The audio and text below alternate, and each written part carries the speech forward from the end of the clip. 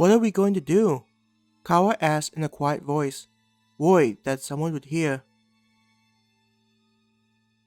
Ayaka stared at the armored vehicle, trying to figure out what their plan would be. The problem was that they hadn't eaten for a long time, enough that their bodies were showing the effects. I don't think we have a choice, Ayaka said to them. We can't keep up with this, not getting any food. At some point, we're going to collapse from lack of nutrition. She took a deep breath and sighed. Her eyes looked to the windows, trying to spot any movement. But having not been cleaned for so long, they were covered by a layer of dust. To add to the argument, her stomach seemed to sense that they were close to a place that had food available.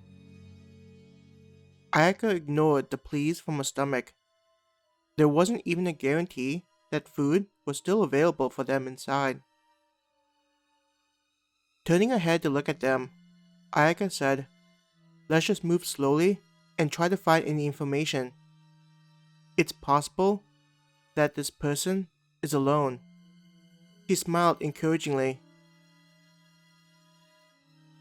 Each of their faces looked back at Ayaka with varying emotions.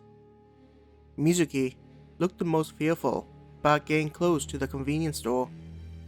The one that surprised her was Masuyo, who had a look of determination, as though he was expecting it was the moment that he could show the rest of them his worth.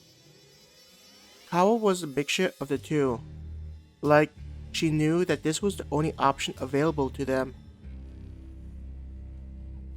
Slowly, they left the relative safety of the forest, moving closer to the structure. With each step, Ayaka could hear the dirt being ground down, sounding louder than it should have been. Her heartbeat was racing to the degree she was confident that the others could hear it. Her eyes were locked on the vehicle, feeling that the likely place someone would emerge from was the entranceway. They were all in a semi-crouched stance, fearful that the windows could see them from the inside. With the sun still out, even with the dirt, it was likely they were clearly visible to whoever was inside. Fortunately, the distance between the store and the forest was close, and they now had their backs against the wall of the building. Around it was a walkway made from concrete, with the occasional trash bin for customers to use. Standing on the concrete was a surreal feeling, the sensation of hard material that comes with civilization.